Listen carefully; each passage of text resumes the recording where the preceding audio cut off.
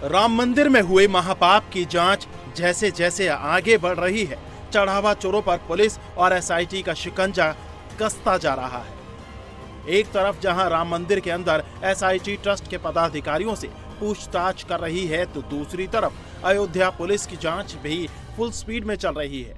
अविनाश को रिमांड में लेकर पुलिस की पूछताछ और मामले की पड़ताल में चढ़ावा चोरी में एक एक कर 3 कारों का कनेक्शन सामने आया है। शुक्रवार को 13 घंटे की पुलिस रिमांड के दौरान आरोपी अविनाश शुक्ला की निशानदेही पर पुलिस ने एक ब्रेजा कार बरामद की, यूपी 42AP 6054। ये कार अविनाश के प्रतापगढ़ वाले घर से बरामद की गई है। आरोप है कि इस कार का इस्तेमाल चोरी की रकम को ट्रांसफर करने के लिए किया जाता था। ये कार अविनाश शुक्ला के भाई अभिषेक के नाम पर रजिस्टर्ड है। सूत्रों की माने तो अविनाश शुक्ला ने ये सेकेंड हैंड ब्रेजा कार चढ़ावा चोरी के पैसों से खरीदी थी। राम मंदिर दान चोरी मामले में अविनाश शुक्ला की पुलिस ने रिमांड ली है और आज उससे रिकवरी की गई है। इस वक्त हम थाना राम जन्मभूमि में मौजूद हैं और यही वो गाड़ी है जो अविनाश शुक्ला के भाई के नाम पर रजिस्टर्ड है। प्रतापगढ़ से पुलिस ने इसे अपने कब्जे में लिया है। फिलहाल पुलिस ने नंबर प्लेट को यहां से हटा दिया है, लेकिन जैसे ही आप आगे बढ़ेंगे तो आपको दिखाई देगा कि यहाँ गाड़ी के अंदर नंबर प्लेट सीट पर रखी हुई है। गाड़ी का नंबर है यूपी 42AP 6054। ये वो ब्रिजा है जो प्रतापगढ़ से यहाँ लाई गई है। अविनाश शुक्ला के साथ जो पूछताछ हुई उसके बाद आपको बता दें कि ये गाड़ी अविनाश शुक्ला के भाई जो कि अयोध्या में प्राइमरी टीचर हैं उनके नाम पर रजिस्टर्ड है। आगे की नेम प्लेट अभी यहाँ लगी हुई है जो पुलिस ने नहीं हटाई है। 2017 का मॉडल है, 8 साल पुरानी है और यहाँ फिलहाल इसे जब्त किया गया है। हालांकि एक प्राइमरी टीचर एक गाड़ी खरीद सकता है, लेकिन क्या इस गाड़ी को जब सेकेंड हैंड खरीदा गया तो पेमेंट कैश में हुई, किसको ली गई, कैसे ली गई, वो सब जानकारी जुटाई जा रही है और फिलहाल इस गाड़ी को जब्त कर यहाँ राम जन्मभूमि थाना में इसे जमा किया गया है। शुक्रवार को पुलिस रिमांड के दौरान पुलिस अविनाश को अयोध्या के अलग अलग इलाकों में लेकर गई। पहले अविनाश से पुलिस लाइन में पूछताछ की गई, इसके बाद कौशलपुरी योग सेंटर में लेकर गई। यहीं पर अविनाश शुक्ला रहता था। इसके बाद पुलिस उसे 14 कोसी परिक्रमा मार्ग लेकर गई। सूत्रों की माने तो यहीं पर चढ़ावा चोरी की रकम आपस में बांटते थे। वहीं अनुकल्प की गाड़ियों की भी जांच अयोध्या पुलिस कर रही है। अनुकल्प ने हाल ही में एक सफेद रंग की डिजायर गाड़ी खरीदी थी और जिसकी डिलीवरी लेने की फोटो उसने सोशल मीडिया पर डाली थी। सूत्रों की माने तो अनुकल्प ने एक स्कॉर्पियो गाड़ी भी बुक की थी, लेकिन गाड़ी की डिलीवरी लेने से पहले ही चढ़ावा चोरों की चोरी पकड़ी गई और अनुकल्प मिश्रा जेल पहुंच गया। चढ़ावा चोरी के मामले में एसआईटी चढ़ावा चोरी की कड़ी से कड़ी जोड़ रही है। ट्रस्ट के जिम्मेदारों से पूछताछ कर रही है। एसआईटी के रडार पर चंपत राय से लेकर अनिल मिश्रा और गोपाल राय तक है। एसआईटी सभी से एक एक कर पूछताछ कर रही है। शुक्रवार को एक बार फिर ट्रस्ट के मेंबर अनिल मिश्रा और गोपाल राव से एसआईटी ने लंबी पूछताछ की। अनिल मिश्रा और गोपाल राव दोनों सुबह एसआईटी के सामने पेश हुए। पहले अनिल मिश्रा से दोपहर 2 बजे तक पूछताछ की गई। इसके बाद गोपाल राव से सवाल जवाब हुए। सूत्रों की माने तो एसआईटी की सख्ती के बाद ट्रस्ट के सदस्य अब एक दूसरे पर चढ़ावा चोरी का ठीकरा फोड़ रहे हैं। गोपाल राव ने चढ़ावा चोरी के लिए टिन्नू यादव एंड गैंग को जिम्मेदार ठहराया है। एसआईटी अनिल मिश्रा से भी पूछताछ कर रही है, साथ ही गोपाल राव से भी पूछताछ करके गोपाल राव के स्टेटमेंट रिकॉर्ड किए जा रहे हैं। सूत्रों के मुताबिक गोपाल राव लगातार ये कह रहे हैं कि पूरी जिम्मेदारी टिन्नू यादव की थी, यानी कि ट्रस्ट से जुड़े जो अहम सदस्य हैं चंपत राय के अलावा वो सभी एक दूसरे के ऊपर चंदा चोरी का ठीकरा फोड़ रहे हैं। जब एसआईटी ने शुरुआत में इस पूरे मामले की जांच की थी तो चंपत राय के स्टेटमेंट रिकॉर्ड किए थे, लेकिन उस वक्त अनिल मिश्रा और गोपाल राव से पूछताछ नहीं हो पाई थी। एसआईटी अनिल मिश्रा और गोपाल राव से ये जानने की कोशिश कर रही है कि आखिर चढ़ावे की काउंटिंग में इन लोगों को किसने रखा, किसकी सिफारिश पर बिना क्वालिफिकेशन देखे लोगों को रखा गया। महाकुंभ के दौरान ज्यादा चढ़ाव आने पर काउंटिंग के लिए किसके कहने पर लोग बढ़ाए गए। बैंक के जरिए आउटसोर्स कंपनी में करीब 20 लोग किसकी सिफारिश से रखवाए गए। एसआईटी अब इस बात का पता लगाने की भी कोशिश कर रही है कि आखिर कैसे पानी बेचने वाले मैकेनिक ड्राइवरों को बिना किसी एक्सपीरियंस के चढ़ावा गिनने का काम दे दिया गया। बताया जा रहा है कि चंपत राय ने रामलला मंदिर की जो भी पूरी जिम्मेदारी थी, खास तौर पर दान चंदा को लेकर, अंदर एंट्री को लेकर, सभी जिम्मेदारी डॉक्टर अनिल मिश्रा को दी हुई थी। और अनिल मिश्रा के रिकमेंडेशन पर ही जितने आउटसोर्स कैशियर्स थे जिनकी गिरफ्तारी की गई है, उन सबको यहां पर भर्ती किया गया था, जिनमें से कई लोग ऐसे हैं जिनका प्रोफाइल ना तो बैंकर का था, ना ही अकाउंटेंट का उनका प्रोफाइल था। कोई मैकेनिक था, कोई पानी की बोतलें बेचने का काम किया करता था। तो आखिरकार उनको इतनी बड़ी जिम्मेदारी कैसे दे दी गई? इन्हीं तमाम सवालों के जवाब ढूंढने के लिए फिलहाल एसआईटी अनिल मिश्रा और गोपाल राव के स्टेटमेंट रिकॉर्ड कर रही है और जरूरत पड़ने पर चंपत राय से भी दोबारा पूछताछ की जा सकती है। सूत्रों की माने तो राम मंदिर के अंदर की पूरी जिम्मेदारी चंपत राय ने अनिल मिश्रा को दे रखी थी। एसआईटी अब इसकी भी जांच कर रही है कि राम मंदिर से जुड़े किन लोगों की संपत्ति हाल ही में कुछ सालों में तेजी से बढ़ी है। दान पात्र हैं, उसमें भी बहुत सारे लोग अपनी सोने की चेन, अंगूठी ये सब चढ़ाते हैं, सोने के सिक्के, चांदी के सिक्के।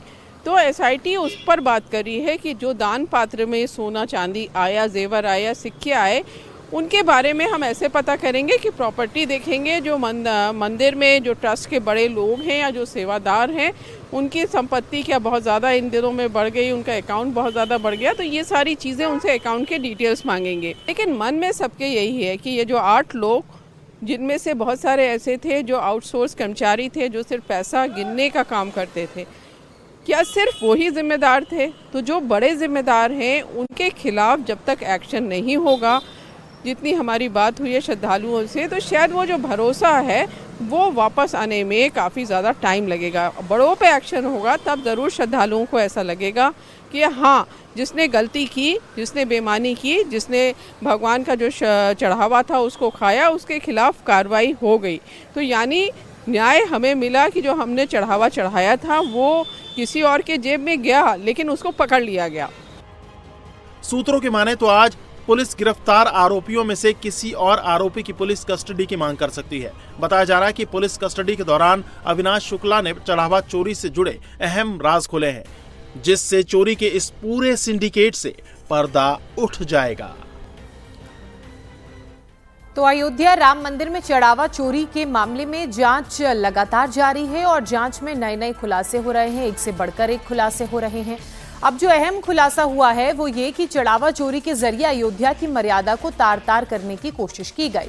टिन्नू यादव और उसके गैंग ने सोने चांदी की ज्वेलरी, वीवीआईपी दर्शन में बड़ा खेल किया है। चंपत राय के करीबी टिन्नू यादव पर सोने और चांदी की ज्वेलरी को रखने की जिम्मेदारी थी, लेकिन जिन भक्तों ने भगवान राम को ज्वेलरी चढ़ाई, उन्हें ना तो रसीद दी गई, ना ही उनकी ज्वेलरी। रामलला के पास जो नजर आ ना ही वो ज्वेलरी जो है वो नजर आ रही है। भगवान राम में आस्था रखकर महंगी ज्वेलरी दान करने वाले श्रद्धालुओं ने जब ट्रस्ट के महासचिव चंपत राय से सवाल किया तो चंपत राय ने उन्हें अहंकार के साथ जवाब दिया।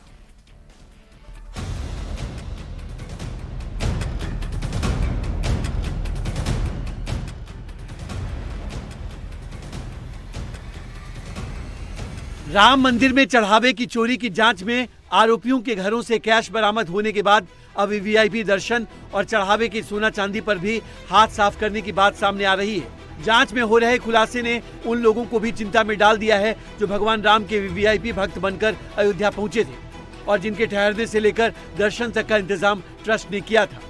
बताया जा रहा है कि कीमती चढ़ावा लेकर जब भी कोई भक्त आता तो टिन्नू यादव उनको वीवीआईपी दर्शन कराता और उसके सामने चढ़ावे की वस्तु रामलला के पास रखवा देता था, लेकिन इस चढ़ावे की कोई रसीद नहीं दी जाती थी और कुछ समय बाद ऐसी कीमती भेंट रामलला के पास से हटा दी जाती थी। इसलिए अब वो लोग परेशान हैं जिन लोगों ने अपने आराध्य के चरणों में कीमती आभूषण दान में दिए थे।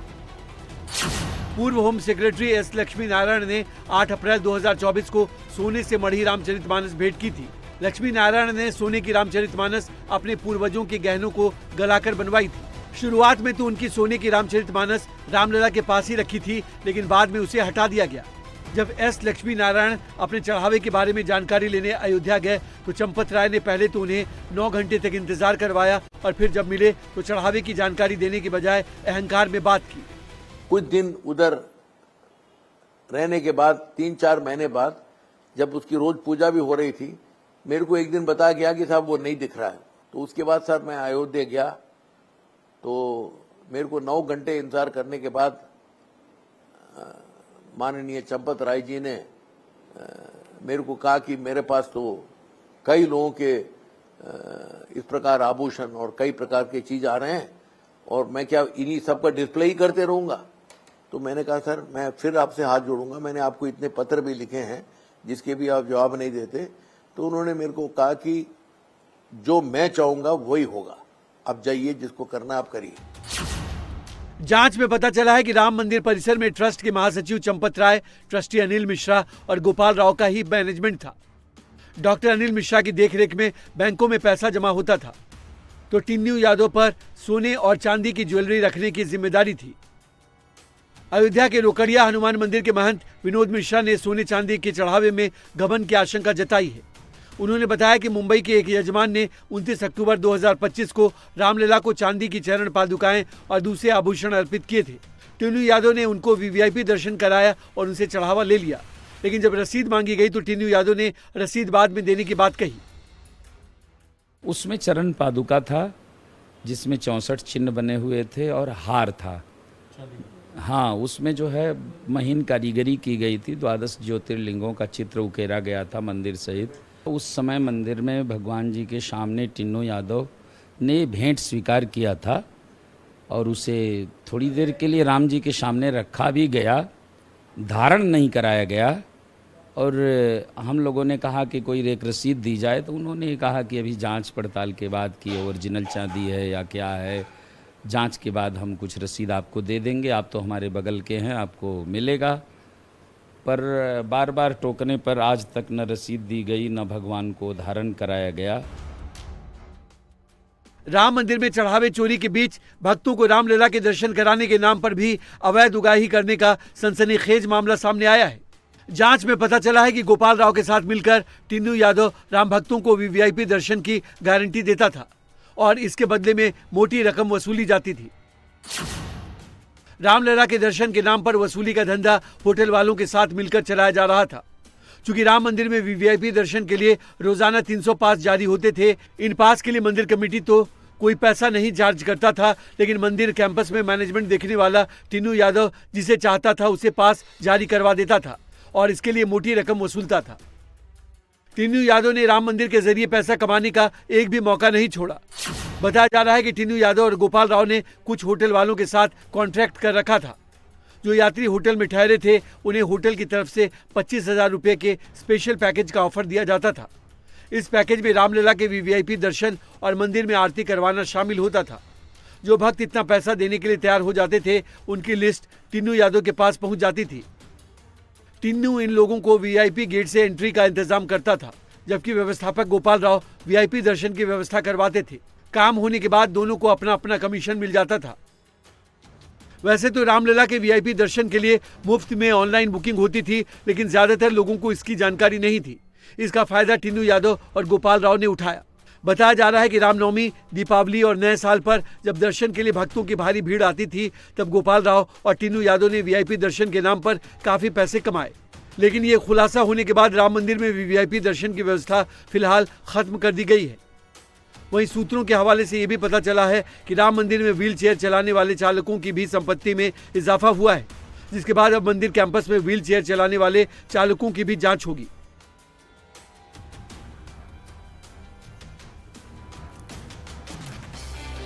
और राम मंदिर चढ़ावा चोरी मामले में एक बड़ी खबर आ रही है, जिसमें अनिल मिश्रा, गोपाल राव से तकरीबन 6 घंटे तक पूछताछ हुई।